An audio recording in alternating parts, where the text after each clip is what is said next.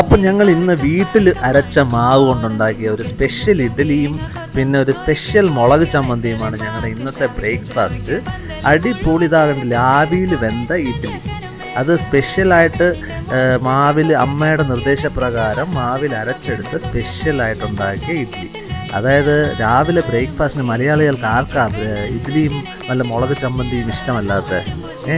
കണ്ടില്ലേ, നല്ല അടിപൊളിയായിട്ട് കാർബ്സും പിന്നെ പ്രോട്ടീൻ റിച്ചും ഒക്കെ ആയിട്ടുള്ള ഒരു അടിപൊളി ഹെൽത്തി ബ്രേക്ക്ഫാസ്റ്റാണിത്. ചുടുചൂടാ ഇഡ്ഡലിയും പിന്നെ അതിൽ ചുടുചൂടായിട്ടുള്ള ഒരു മുളക് ചമ്മന്തിയും ഒഴിച്ച് അതിനെ കുഴച്ച് കഴിക്കുമ്പോൾ അതിൻ്റെ ഒരു ടേസ്റ്റ് ഏതൊരു മലയാളിയും ഏറ്റവും കൂടുതൽ ആഗ്രഹിക്കുന്ന ഇഷ്ടപ്പെടുന്ന ഒരു കാര്യമാണ്.